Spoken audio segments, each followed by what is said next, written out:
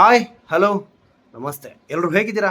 ಚೆನ್ನಾಗಿದ್ದೀರಾ ಅಂತ ನಾನು ಅಂದ್ಕೊಂಡಿದ್ದೀನಿ. ಯಾಕಂದರೆ ನಾನು ಮತ್ತು ನಮ್ಮೂರು ಚೆನ್ನಾಗಿದ್ದಾರೆ. ನೀವು ಮತ್ತು ನಿಮ್ಮೂರು ಹೇಗಿದ್ದೀರಾ ಅಂತ ಕೇಳ್ತಾ ಇವತ್ತಿನ big boss. So big boss ಅಂದ ಕೂಡಲೇ ಕಣ್ಣಿಗೆ ಕಾಣೋದು ಅಥವಾ ಮನಸ್ಸಿಗೆ ಒಂದು ಯೋಚನೆ ಬರೋದು ಫೈನಲಲ್ಲಿ ಕಪ್ ಯಾರು ಗೆಲ್ತಾರೆ ಅಂತ. ಸೊ ನಾನು ನಿನ್ನೆ ಹೇಳ್ದಂಗೆ ಧನರಾಜ್ ಅವರು ಓದೋದು ತುಂಬ ಒಂದು ಬೇಜಾರು. ಅಂದರೆ ಬಿಗ್ ಬಾಸ್ ಅವರು 2ನೇ ಸರಿ ತೋರಿಸ್ಕೊಟ್ರು. ಇವಾಗ ಹನುಮಂತು ಅವ್ರಿಗೂ ಕಪ್ ಗೆಲ್ಲದೆ ಇದ್ದರೆ ಆಲ್ಮೋಸ್ಟ್ ಮುಗ್ಧತನ, ಅಂದರೆ ಒಂದು ವ್ಯಕ್ತಿತ್ವದ ಆಟಕ್ಕೆ ಬೆಲೆನೇ ಇಲ್ಲ ಅನ್ನೋ ರೀತಿಯಲ್ಲಿ ಬಿಗ್ ಬಾಸ್ ತೋರಿಸ್ತಾ ಇದ್ದಾರೆ. ಹಾಗಂತ ಹನುಮಂತು ಅವರೇ ಗೆಲ್ಲಬೇಕು ಅಂತ ಅಲ್ಲ.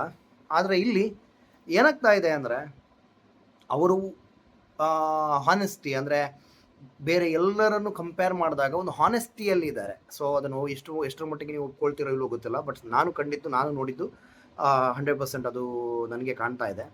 ಸೊ ಧರ್ಮಕೀರ್ತಿರಾಜ್ ಅವರಾಗಿರ್ಬೋದು, ಧನರಾಜ್ ಅವರಾಗಿರ್ಬೋದು, ಆಲ್ಮೋಸ್ಟ್ ಗೌತಮಿ ಅವರಾಗಿರ್ಬೋದು ಅಥವಾ ಹನುಮಂತು ಅವರಾಗಿರ್ಬೋದು, ಅವರ ವ್ಯಕ್ತಿತ್ವಗಳು ಎಲ್ಲೂ ಚೇಂಜ್ ಆಗಲಿಲ್ಲ. ಅಂದರೆ ಆಟ ಅಂತ ಬಂದಾಗ ಅವರು ತಮ್ಮ ವ್ಯಕ್ತಿತ್ವಗಳನ್ನು ಬಿಟ್ಟುಕೊಡಲಿಲ್ಲ.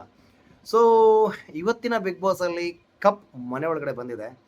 ಸೊ ಇಲ್ಲಿ ಮೋಕ್ಷಿತ್ ಅವರು ಮಾತಾಡಿದ್ದು ಮತ್ತು ಮಂಜು ಅವರು ಮಾತಾಡಿದ್ದು ಎಲ್ಲೋ ಮನಸ್ಸಿಗೆ ಸ್ವಲ್ಪ ಹತ್ತಿರ ಆಯಿತು. ನೋಡಬೇಕು, ಮಂಜು ಅವರನ್ನು ಲಾಸ್ಟ್ 2 ವೀಕ್ ಇರುವಾಗ ಎಲ್ಲರೂ ಮನೆಯವರು ಒಂದು, ಅಂದರೆ ಲೋ ಆಗಿದ್ದಂಥ ಕಂಟೆಸ್ಟೆಂಟನ್ನು ಮನೆಯವರೇ ಟಾಪಲ್ಲಿ ಏರಿಸ್ತಾ ಇದ್ದಾರೆ ಅಂತ ನನಗೆ ಅನಿಸ್ತಾ ಇದೆ. ಯಾಕಂದರೆ ಸಡನ್ನಾಗಿ ಮಂಜು ಅವರು ಹಿಂಗಿದ್ದವರು ಫುಲ್ಲು ಇದರಲ್ಲಿ ಹೋಗ್ತಾರೆ, ಸೋಷಿಯಲ್ ಮೀಡಿಯಾ ಆಗಿರ್ಬೋದು ಎಲ್ಲ ಕಡೆ. ಸೊ ಯಾರು ಕಪ್ ಗೆಲ್ತಾರೆ, ಯಾರು ಬಿಗ್ ಬಾಸ್ ವಿನ್ನರ್ ಆಗ್ತಾರೆ ಅಂತ ನೋಡಬೇಕಿದೆ. ಸೊ ಇಲ್ಲಿ ಮಂಜು ಮತ್ತು ತ್ರಿವಿಕ್ರಮ್ ಅವರ ಮಾತುಗಳು ಕೇಳಿ ಅವರಿಬ್ಬರಲ್ಲಿ ಒಬ್ಬರು ಯಾರಾದರೂ ಗೆಲ್ಲಬಹುದು, ಗೆಲ್ಲೋ ಒಂದು ಅವರಿಗೆ ಒಂದು ಪೊಟೆನ್ಷಿಯಲ್ ಇದೆ, ಇರಬೇಕು ಅಂತ ಅನಿಸ್ತಾ ಇದೆ. ಯಾಕಂದರೆ ಹನುಮಂತು ಅವರು ಗೆದ್ರೂ ತೊಂದರೆ ಇಲ್ಲ, ಅವರ ಇನೋಸೆನ್ಸು ತುಂಬ ಮನಸ್ಸಿಗೆ ಹತ್ತಿರ ಆಗುತ್ತೆ. ಆದರೆ ಎಲ್ಲೋ ತ್ರಿವಿಕ್ರಮ್ ಅವರು ಹಾಗೂ ಮಂಜು ಅವರು ಹೇಳಿದ್ದು ನನಗೆ ತುಂಬ ಇಷ್ಟ ಆಯಿತು. ಅಂದರೆ ಅವರ ಒಂದು ಜರ್ನಿಯಲ್ಲಿ ಅವರೊಂದು ಪಟ್ಟಂತಹ ಕಷ್ಟಗಳು, ಅವರೊಂದು ನೋಡಿದಂಥ ಕಷ್ಟಗಳು ತುಂಬ ಅಂದರೆ ತುಂಬ ಮನಸ್ಸಿಗೆ ನಾಟುತ್ತೆ. ಅಂದರೆ ಅಂತಹ ಒಂದು ಕಷ್ಟಗಳನ್ನು ಎದುರಿಸಿ ಬಂದವರು. ಸೊ ಇಲ್ಲಿ ಉಳಿದವರು ಹೇಳಿದ್ದು ಅಷ್ಟು ಇಷ್ಟ ಆಗಿಲ್ಲ ಅಂತ ಅಲ್ಲ, ಬಟ್ ಎಲ್ಲೋ ಒಂದು ಕಡೆ ಮಂಜು ಅವರು ಪಟ್ಟಂಥ ಕಷ್ಟಗಳಾಗಿರ್ಬೋದು, ತ್ರಿವಿಕ್ರಮ್ ಅವರು ಪಟ್ಟಂಥ ಕಷ್ಟಗಳಾಗಿರ್ಬೋದು, ಎಲ್ಲೋ ಒಂದು ಕಡೆ ಮನಸ್ಸಿಗೆ ಅಂದರೆ ತುಂಬ ಹತ್ತಿರ ಆಗುತ್ತೆ. ಸೊ ನೋಡಬೇಕು. ನಾನಂತೂ ನಿಜವಾಗ್ಲೂ ತುಂಬ ಎಕ್ಸೈಟ್ಮೆಂಟಲ್ಲಿದ್ದೇನೆ ಯಾರು ವಿನ್ ಆಗ್ತಾರೆ ಅಂತ ಹೇಳ್ಬಿಟ್ಟು. ನಿಮಗೂ ಆ ಎಕ್ಸೈಟ್ಮೆಂಟ್ ಇದೆಯಾ ಹೇಳಿ. ಸೊ ಬಿಗ್ ಬಾಸ್ಗೆ ಸ್ವಾಮೀಜಿಯವರು ಬಂದಿದ್ದಾರೆ. ಸ್ವಾಮೀಜಿಯವರು ಕೆಲವರದು ಭವಿಷ್ಯ ಹೇಳುವಾಗ ಎಲ್ಲವೂ ಬಿಗ್ ಬಾಸಲ್ಲಿ ನಾವು ನೋಡಿದ್ದೇ ಅವ್ರು ಹೇಳ್ತಾ ಇದ್ದಾರೆ. ಸೊ ಯಾರು ಗೆಲ್ತಾರೆ ಅಂತ ಒಂದು ಹಿಂಟ್ ಆದರೂ ಕೊಡ್ಬೋದಿತ್ತು ಅಂತ ನನ್ನ ಅನಿಸಿಕೆ. ಎಲ್ಲೋ ಒಂದು ಕಡೆ ಅವರೇ ಗೆಲ್ತಾರೆ ಇವರೇ ಗೆಲ್ತಾರೆ ಅಂತ ಹೇಳಿದಿದ್ರೆ ಒಂದು ಅರ್ಥ ಆಗ್ತಿತ್ತೇನೋ. ಅಂದರೆ ನಾವು ನೋಡಿದ್ದೇ ಸ್ವಾಮೀಜಿಯವರು ಹೇಳುವಾಗ ಎಲ್ಲೋ ಇಲ್ಲದ್ದು ಒಂದು ಹೇಳ್ಬೋದಿತ್ತು ಅಂತ ನನಗನ್ನಿಸ್ತು. ಸೊ ನೋಡಬೇಕು. ಸ್ವಾಮೀಜಿ ಹೇಳ್ದಂಗೆ ಮಂಜು ಅವರಿಗೆ ಮದುವೆ ಆಗೋ ಲಕ್ಷಣಗಳು ಕಾಣ್ತಾ ಇದೆ. ರಜತ್ ಅವರಿಗೆ ಎಲ್ಲೋ ಒಂದು ಕಡೆ ಸ್ಟೇಬಲ್ ಆಗಿರಬೇಕು ಅಂತ ಹೇಳ್ತಾ ಇದ್ದಾರೆ. ಭವ್ಯ ಅವರಿಗೆ ಮೋಹ ಬಿಡಬೇಕು ಅಂತ ಹೇಳ್ತಾ ಇದ್ದಾರೆ. ಸೊ ನೋಡಬೇಕು ಯಾರು ಎಷ್ಟರ ಮಟ್ಟಿಗೆ ಏನೇನು ಬಿಡ್ತಾರೆ ಅಂತ ಹೇಳ್ಬಿಟ್ಟು. ಸೊ ತ್ರಿವಿಕ್ರಮ್ ಅವರಿಗೆ ಏನೋ ಒಂದು ಪರ್ಸ್ನಲ್ ಆಗಿ ತುಂಬ ಆಶೀರ್ವಾದ ಮಾಡಿದರು. ಸೊ ಗೆಲ್ಲಬಹುದಾ ತ್ರಿವಿಕ್ರಮ್, ನೋಡಬೇಕು. ಸೊ ಇಲ್ಲಿ ನನಗೆ ಸ್ವಾಮೀಜಿ ಅವರು ತ್ರಿವಿಕ್ರಮ್ ಅವರಿಗೆ ಹೇಳಿದಂಥ ವಿಷಯಗಳು, ಅಂದರೆ ತಂದೆ ವಿಷಯದಲ್ಲಿ ಹೇಳಿದಂಥ ವಿಷಯಗಳು ನಿಜವಾಗ್ಲೂ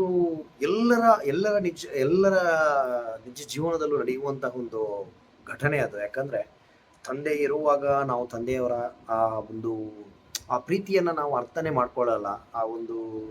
ಅವರನ್ನು ಗೊತ್ತಿಲ್ಲ, ನನಗೆ ನನ್ನ ಜೀವನದಲ್ಲೂ ಅದೇ ರೀತಿ ಆಯಿತು. ಅಂದರೆ ತಂದೆ ಇದ್ದಾಗ ನಾನು ತಂದೆಯನ್ನು ಒಂದು ಪ್ರೀತಿನ ಮಾತಾಡಿಸಲೇ ಇಲ್ಲ. ತಂದೆ ಇಲ್ಲ ಅಂತ ಹೇಳಿದಾಗ ಆ ಒಂದು ಫೀಲಿಂಗ್ಸ್ ಬರೋದು ಇದೆಯಲ್ಲ, ಎಲ್ಲೋ ತ್ರಿವಿಕ್ರಮ್ ಅವರ ಜೀವನದಲ್ಲಿ ನಡೆದಿದಂಥ ಇನ್ಸಿಡೆಂಟ್ಗಳನ್ನು ಕೇಳಿದಾಗ ನನಗೆ ನಿಜವಾಗ್ಲೂ ಆ ಥರನೇ ಅನಿಸಿತ್ತು.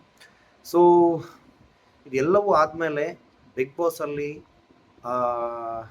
ಯಜಮಾನ ಸೀರಿಯಲ್ನ ಹೀರೋ ಮತ್ತು ಹೀರೋಯಿನ್ ಬರ್ತಾರೆ. ಸೊ ಫನ್ ಆಗಿರುತ್ತೆ ಆ್ಯಂಡ್ ಹಿಟ್ ಆಗಿರುತ್ತೆ ಅಂತಲೇ ಹೇಳ್ಬೋದು ಬಿಗ್ ಬಾಸ್. ಸೊ ಯಜಮಾನ ಸೀರಿಯಲಿಂದ ರಾಘವೇಂದ್ರ ಮತ್ತು ಝಾನ್ಸಿ ಅವರು ಬಂದಿದ್ದರು. ಸೊ ಝಾನ್ಸಿ ಅವರು ಸ್ವಲ್ಪ ಟಾಸ್ಕನ್ನು ಕೊಟ್ಟರು, ಬಟ್ ಫಾಲೋ ಮಾಡಿದ್ರಲ್ಲಿ ಸ್ವಲ್ಪ ಜನ ಮಾತ್ರ ಫಾಲೋ ಮಾಡಿದರು. ಸೊ ಫನ್ ಆಗಿತ್ತು. ಎಲ್ಲಿ ಬಿಗ್ ಬಾಸ್ ಒಂದು ಲೇಟ್ ನೈಟ್ ಡಿನ್ನರನ್ನು ಒಂದು ಅರೇಂಜ್ಮೆಂಟ್ ಮಾಡಿದ್ದಾರೆ. ಸೊ ಅದಕ್ಕೊಂದು ಟಾಸ್ಕ್ ಕೊಟ್ಟಿದ್ದಾರೆ. ಅದು ಏನಾಗುತ್ತೆ ಅಂತ ನಾಳೆ ನೋಡಬೇಕಿದೆ. ಸೊ ನೋಡಬೇಕು. ನನ್ನ ಪ್ರಕಾರ ನನ್ನ ಅನಿಸಿಕೆಯಲ್ಲಿ ಇವಾಗ ಟಾಪ್ 3ಯಲ್ಲಿ ನನ್ನ ಲೆಕ್ಕದಲ್ಲಿರೋರು ಹನುಮಂತು, ಮಂಜು ಮತ್ತು ತ್ರಿವಿಕ್ರಮ್ ಅವರು. ಸೊ ನಿಮ್ಮ ಲೆಕ್ಕದಲ್ಲಿ ಯಾರ್ಯಾರು ಇರ್ತಾರೆ ಅಂತ ಹೇಳಿ ದಯವಿಟ್ಟು ಕಮೆಂಟ್ ಮೂಲಕ ತಿಳಿಸಿ. ಸೊ ಇಷ್ಟು ಹೇಳ್ತಾ ಇವತ್ತಿನ ಬಿಗ್ ಬಾಸ್ ಇಷ್ಟು. ನಾಳೆ ಬಿಗ್ ಬಾಸ್ ಜೊತೆ ಮತ್ತೆ ಸಿಗೋಣ ಅಂತ ಹೇಳ್ತಾ. ಸೊ ಟೇಕ್ ಕೇರ್, ಬಾಯ್, ಗುಡ್ ನೈಟ್.